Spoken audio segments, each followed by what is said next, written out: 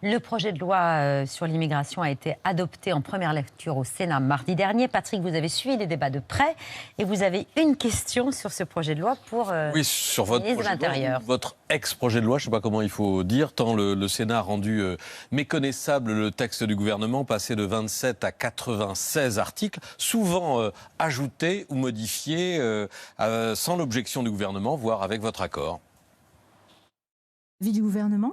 Alors, c'est un avis favorable. Je vais donner un avis favorable au sous-amendement de Mme Boyer. Le gouvernement n'est pas défavorable à la disposition introduite par la commission des lois du Sénat. Il y est même, par certains aspects, très, très favorable. Favorable au premier, s'il n'était pas voté, favorable au second. Je retire le mien, je retire le 610.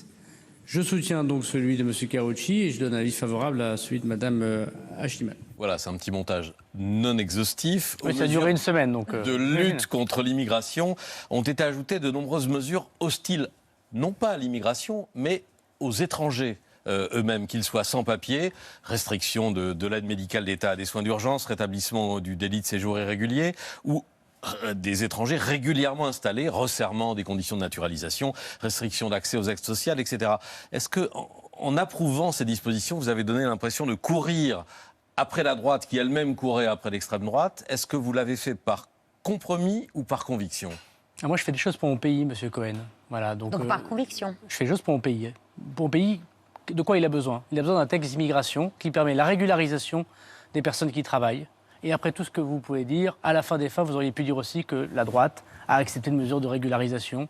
Pendant 6 mois, 3 mois, une semaine, on m'a dit que c'était impossible.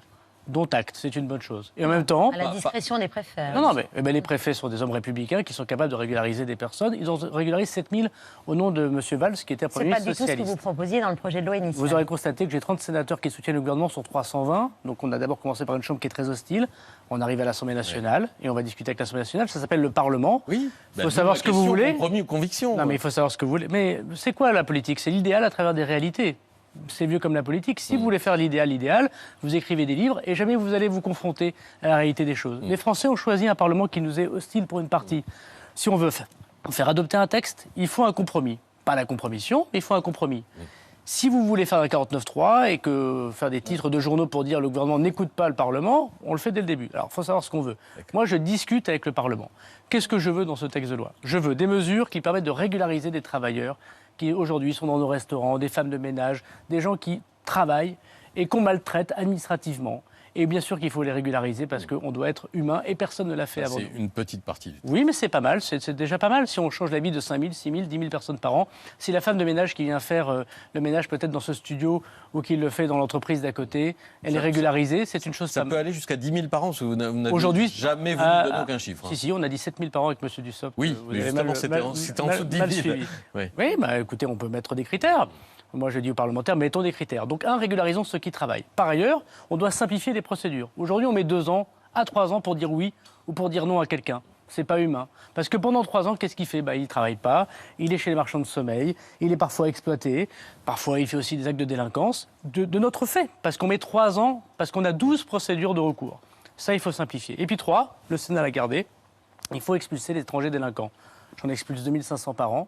Il y en a 4000 que je ne peux pas expulser parce que la loi, pas la Constitution, pas la Convention européenne des droits de l'homme, la loi, m'empêche de les expulser. Par exemple, s'ils sont mariés sur le sol national, par exemple, s'ils sont arrivés avant l'âge de 13 ans sur le territoire national. Et moi, je veux pouvoir les expulser. Donc après, je discute avec les parlementaires. Pour l'instant, c'est le Sénat qui est parti très à droite. C'est normal, le Sénat est à droite. Donc vous espérez qu'il soit amendé bien sûr, il y a un texte du gouvernement. Nationale. C'est ça le débat parlementaire dans une démocratie qui se respecte, comme en Grande-Bretagne, comme aux États-Unis. Le gouvernement propose. Le Sénat, première chambre, va discuter. Ensuite, l'Assemblée va faire son texte. Et puis après, il y aura, j'espère, une union des trois pour trouver un compromis.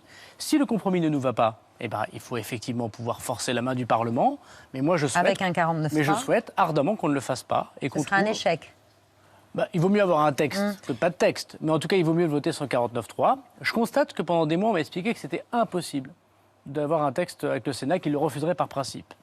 Désormais, nous avons un texte, y compris avec des mesures de régularisation. Nous arrivons à l'Assemblée, on va discuter. Donc c'est la main laissée au Parlement. Moi, je vous interrogeais sur vos propres convictions qui ont fluctué, on l'a bien vu. Vous avez dit qu'à titre personnel, Vous avez dit à titre personnel, je suis favorable à transformer l'aide médicale d'État en aide médicale d'urgence. Et puis dans un deuxième temps, maintenant que ça a été voté par le Sénat, vous avez dit, je suis favorable à ce que l'Assemblée revienne au texte initial. C'est pas, excusez-moi, mais alors vous n'avez pas suivi ce que j'ai dit. Parfaitement. Non, je crois pas, non.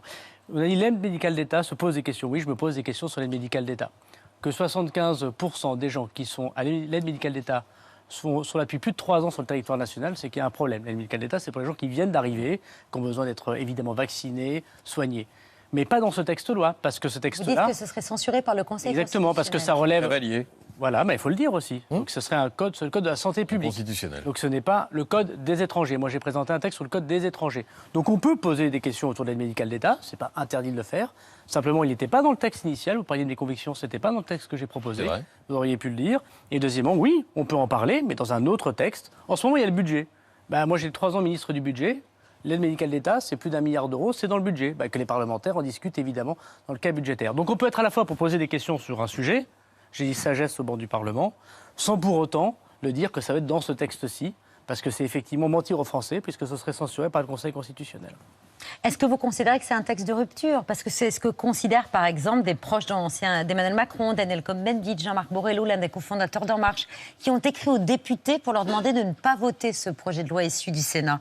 Ah mais moi non plus, je ne suis pas pour le projet de loi issu du Sénat. Voilà. Je suis pour le projet de loi issu du gouvernement, mais on va trouver un compromis avec l'Assemblée nationale. Après, est-ce qu'on veut ou pas un texte immigration? Est-ce qu'on considère qu'il y a un sujet de régularisation d'étrangers délinquants, de simplification de procédure? On peut mettre les mains dans ses yeux et dire non, il ne se passe rien. Les Français, ils ont envie. Vous avez vu, le texte de loi, il est plébiscité par les Français. Plus de 75% des Français sont favorables à ce projet de loi. Est-ce qu'on veut discuter avec le Parlement ou est-ce qu'on veut dire tout de suite on fait un 49.3 circulaire, rien à voir? En quelque sorte, ne pas écouter le vote des Français. Non, on veut discuter avec le Parlement. Et on va trouver un compromis entre l'Assemblée, le Sénat et le gouvernement. C'est ça qui se passe dans des grandes démocraties parlementaires. Il faut s'y habituer, il faut discuter avec les parlementaires. Aurélie. Parmi les autres sujets, parce qu'ils sont nombreux, il y a aussi la lutte que vous menez contre le trafic de drogue. Ce matin, 20 personnes ont été interpellées dans le quartier de Pisevin à Nîmes, un ensemble de tours gangrénés par le trafic de drogue et par la violence. En août dernier, Fayed, 10 ans, étranger à ces trafics, avait été mortellement blessé d'une balle perdue. Une équipe de BFM TV a passé 1 mois et demi en immersion dans ce quartier et a pu rencontrer un dealer qui revient notamment sur la mort de Fayed. Ça nous fait de la peine. Un petit frère perdu. Et on essaiera de le venger. Comment? Ça dépend à voir avec la suite qui arrive. Dans cette guerre de la drogue, lui-même aurait pu devenir tueur à gages. Après, quand tu grandis, tôt ou tard, tu t'appuies sur une gâchette. Hein. On avait demandé de tirer pour 5 000 € et j'avais refusé. Pour 5 000 €? Ouais. Tirer un mec pour 5 000 €, ça me posait en voiture et je l'avais pas fait. Il dit qu'on lui proposait 5 000 € pour devenir tueur à gages. Comment lutter contre ça? Ce quartier à Nîmes, il ressemble à quelques autres quartiers en France, qui est très difficile. C'est un quartier d'habitat dégradé avec plus de 15 000 habitants. J'y suis allé plusieurs fois et pas malheureusement pour voir simplement la famille de ce jeune gamin qui est mort du fait de ses règlements de compte. Et il est touché, gangréné par la drogue. Et d'ailleurs, la mairie, l'État veulent le détruire pour le reconstruire. Et même la destruction, la reconstruction n'est difficilement possible parce que des dealers empêchent de détruire et de reconstruire. Donc il faut y mettre énormément de moyens. Il y a plus de 30 personnes interpellées, 10 dans le cadre de l'assassinat de cet enfant. Et je me réjouis que la police ait pu interpeller ces personnes et les présentera à la justice. Et j'espère qu'ils seront condamnés à la peine la plus lourde. Et puis 20, vous l'avez dit, ces dernières heures, pour démanteler des trafics de drogue. C'est gangréné, il faut vraiment mettre beaucoup de moyens, ce que nous mettons de police judiciaire. J'ai nommé à Nîmes le nouveau préfet, c'est l'ancien patron de la police judiciaire. Je pense que le message il est clair pour les trafiquants et il y a beaucoup de travail parce qu'il y a eu beaucoup de laisser-aller. La violence qui n'est plus l'apanage des grandes villes ou des quartiers difficiles. On l'a vu samedi soir dans la Drôme, un jeune homme de 16 ans qui a été tué d'un coup de couteau pendant une rixe en marge d'une fête locale à Crépol dans le Drôme. Les témoins décrivent un déferlement de violence dans une petite commune tranquille. Ça veut dire que la sécurité n'existe pas non plus en zone rurale, en milieu rural ? Alors ce qui s'est passé évidemment est absolument ignoble et inacceptable. Et moi je voudrais évidemment adresser mes condoléances non seulement à la famille de ce jeune homme de 16 ans qui est mort, mais il y a 3 autres personnes qui sont à l'hôpital. Il y a eu plus de 70 auditions qui ont été faites par la gendarmerie. Je ne vais pas m'étendre puisqu'il y a une enquête.